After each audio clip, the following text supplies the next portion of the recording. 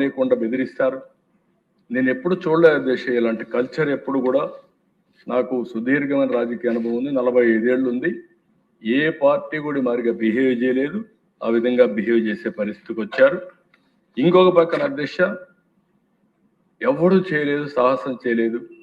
వెంకటేశ్వర స్వామి లడ్డు అపవిత్రం చేశారు. మామూలు నేరం కాదు. నేను ఇప్పుడు కూడా చెప్తాను అధ్యక్ష, ఇది ఏదో తెలియకుండా జరిగిన నేరం కాదు, కుట్రతోనే కావాలని పాల్పడ్డారు. నేను ఆ రోజు చెప్పాను, 7 కొండలు 2 కొండలు చేసినప్పుడే రాజశేఖర రెడ్డి గారు చెప్పా, తప్పు చేస్తున్నారు, ఇది కరెక్ట్ కాదని చెప్పా. మళ్ళీ 2 ఏళ్లు పోరాడితే 7 కొండలు కాదు 7 కొండలే ఉన్నాయని చెప్పి పరిస్థితికి వచ్చారు. అప్పుడు నేను 7 కొండలు ఎక్కి దేవునికి మొక్కు చెల్లించుకున్నాను అధ్యక్ష, నాకు జ్ఞాపకం ఉంది.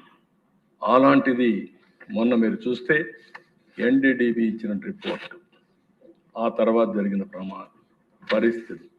ఈవెన్ టుడే అధ్యక్ష దేశంలో ఉండే పూజారులు కానీ హిందూ మత పెద్దలందరూ కూడా గగ్గోలు పెడుతున్నారు.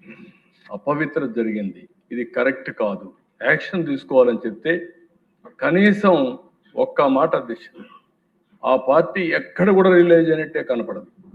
నేను అడుగుతాను అధ్యక్ష, నేను ఒక పేపర్లో కూడా చూశాను, ఒక ఆర్టికల్ని చూశాను అధ్యక్ష, ఏదో యేసు ప్రభువుకి అన్యాయం జరిగిందంటే అపాలజీ చెప్పారు. నేను అడుగుతున్నాను అధ్యక్ష, మీకు యేసు ప్రభువుకి అన్యాయం జరిగితే నువ్వు అపాలజీ చెప్పావు, నేను కూడా తప్పు చేస్తే నేను కూడా చెప్తాను. వెంకటేశ్వర స్వామిని అపవిత్రం చేస్తే దానికి సమాధానం లేదు అధ్యక్ష. ఇది డెలిబరేట్ గా చేసింది అవునా కాదని అడుగుతున్నాను అధ్యక్ష, సమాధానం చెప్పండి. ఇది మీరు చూస్తే అధ్యక్ష, ప్రభువా క్షమించు, ఇది యేసు ప్రభువు జరిగిన అన్యాయం. ఎవరు సాక్షి పేపర్, ఎవరిచ్చింది? వైఎస్ జగన్. ఓకే, నువ్వు అక్కడొస్తే నువ్వు చేసిన వ్యక్తివి. ఇక్కడ వెంకటేశ్వర స్వామి నైవేద్యం ఇచ్చే నెయ్యిలో కల్తీ చేసి కనీసం రిపెంటెన్స్ లేదా? మీకు నమ్మకం లేకపోతే పోవద్దండి, నేను ఆ మాట చెప్పాను. నమ్మకం ఉండేవాళ్లే వెళ్తారు. నాకు నమ్మకం లేకపోతే నేను చర్చకి పోవాల్సిన పని లేదు. కానీ మత సామరస్యాన్ని గౌరవించినప్పుడు పోతాం. అక్కడుండే మత పెద్దలు చెప్పినట్టు నేను వ్యవహరించాలి, వాళ్ళ సాంప్రదాయాలను గౌరవించాలి. అదే నిజమైన ప్రజాస్వామ్యం. దీన్ని ఉల్లంఘించే పరిస్థితికి వచ్చారు. ఇది కరెక్ట్ పద్ధతి కాదని మరొకసారి తెలియజేస్తున్నా. దాని మీద కౌన్సిల్లో కూడా నిన్నటి వరకు ఇది చర్చ. అంటే కుట్ర కొనసాగుతూనే ఉంది. ముందు చేసింది అపవిత్రం డెలిబరేట్గా, ఇప్పుడు చేసేది కంటిన్యూషన్. అంటే మొత్తం ఈ మారిగా మాట్లాడితే రాబోయే రోజుల్లో వెంకటేశ్వర స్వామి పవిత్ర తగ్గిస్తాం, ప్రభావం తగ్గుతుంది అనుకుంటున్నారు. కానీ ఇటీవల కాలం నేను చూశాను అధ్యక్ష, ఆంధ్రప్రదేశ్లో దేవాలయాలకి ఒక 50% 75% పెరిగారు. అన్ని టెంపుల్స్కి ఎక్కువ వచ్చే పరిస్థితికి వచ్చారు. ఎవ్వరు ఏమీ చేయలేరు. ఇలాంటి అపవిత్రం చేయాలనుకుంటే వాళ్ళనే ప్రజలు చూసుకుంటారని చెప్పి కూడా నేను మీకు తెలియజేసుకుంటూ, ఇలాంటి వాళ్ళని నేను ఒకటే కోరుతున్నాను అధ్యక్ష, మనందరం కూడా ఆలోచించాల్సిన అవసరం ఉంది.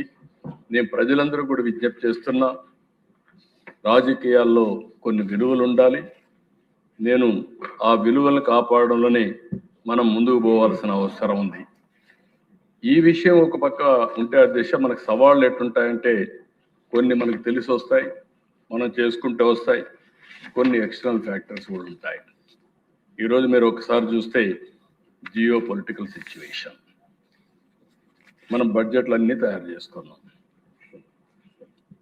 ఎక్కడో యుద్ధాలు జరుగుతూ ఉంటే దాని ప్రభావం మన పైన కూడా పడతా ఉంది.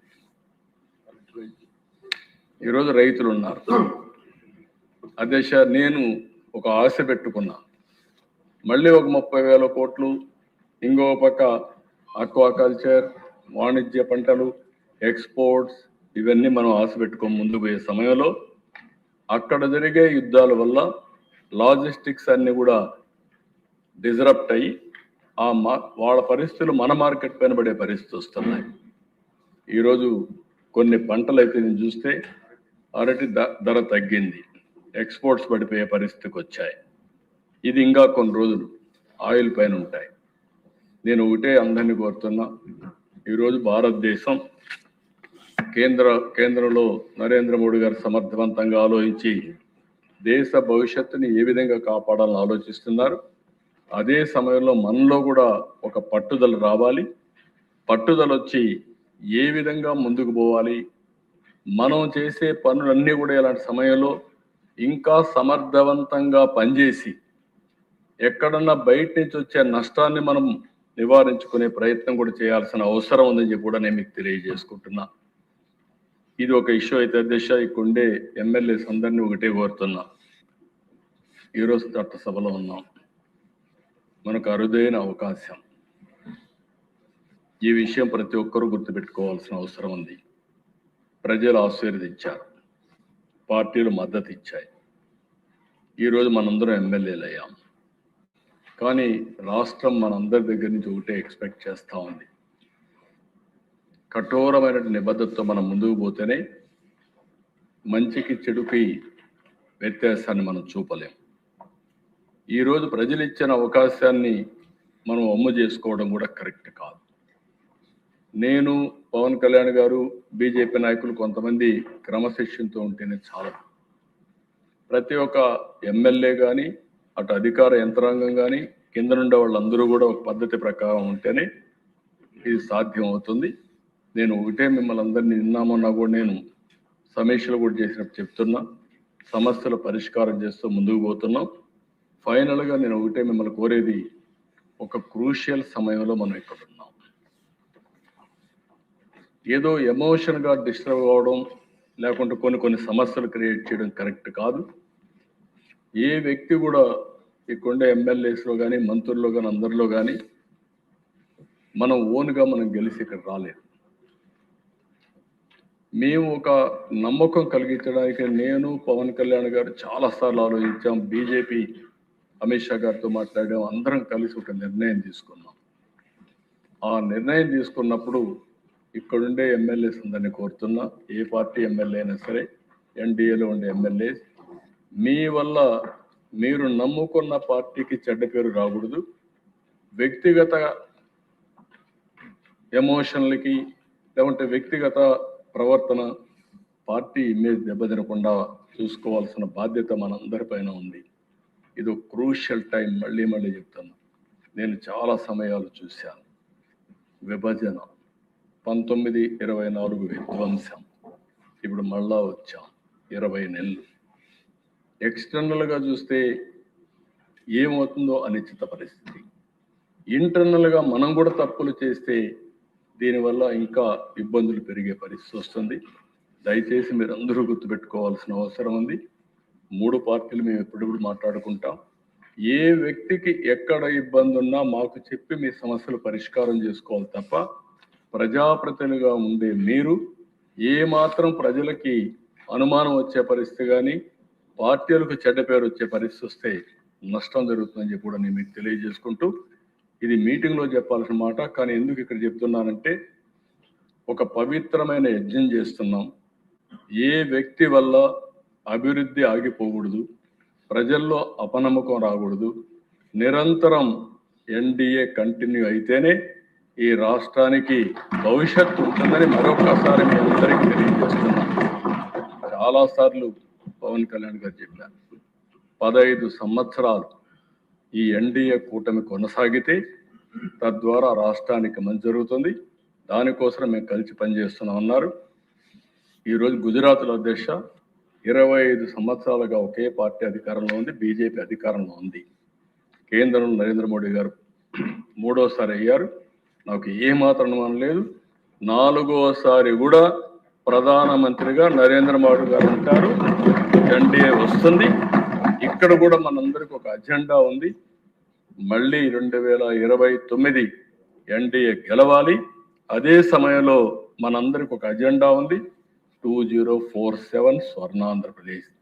స్వర్ణాంధ్రప్రదేశ్లో మనం అనుకున్న లక్ష్యాలు సాధించడానికి ప్రపంచంలోనే అత్యంత శక్తివంతమైన జాతిగా తెలుగు జాతి తయారు కావాలంటే మనలో కూడా ఒక నిబద్ధత ఉంటేనే సాధ్యం, నిరంతరం శ్రమ చేస్తేనే సాధ్యం.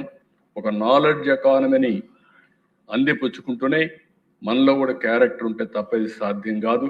దానికి పూర్తిగా నేను చాలా కంట్రీస్ చూశాను. వాళ్ళు ఎంత డిటర్మినేషన్ అంటే అధ్యక్ష, ఆ డిటర్మినేషన్తో ముందుకు పోగలిగారు.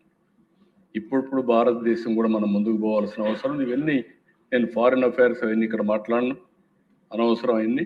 కానీ మనం గుర్తుపెట్టుకోవాల్సింది మన బాధ్యతను మరిచిపోకుండా అందరం కలిసి సమిష్టిగా ముందుకు పోదాం. 20 నెలల్లో అనుకున్న దానికంటే కొంత మెరుగైనటువంటి ప్రోగ్రెస్ సాధించాం. రాబోయే ఇప్పుడే పవన్ కళ్యాణ్ గారు చెప్పి 30 ఏళ్ళు సరిపడా విధ్వంసం జరిగింది. ఆ విధ్వంసం నుంచి బయట రాగలిగామంటే, కనీసం ఊపిరి పీల్చుకోగలిగామంటే అది మనం చూపించిన చొరవ, కేంద్రం ఇచ్చిన సహకారం అని చెప్పి మరొకసారి తెలియజేసుకుంటూ, మరొకసారి ఇక్కడ ఉండే ఎమ్మెల్యేస్ అందరం ఇదే దీక్షతో ముందుకు పోవాలని మరొకసారి కోరుకుంటూ, మీ నియోజకవర్గాల్లో ప్రభుత్వం చేసే అన్ని కార్యక్రమాలని ప్రజలకు చేరువయ్యే విధంగా, సుపరిపాలన ఇచ్చే విధంగా మీరు అన్ని విధాల చర్యలు తీసుకోవాల్సిందిగా మరొకసారి కోరుకుంటూ, ఈ అవకాశాన్ని ఇచ్చిన మీకు నమస్కారాలు, ధన్యవాదాలు. Thank you.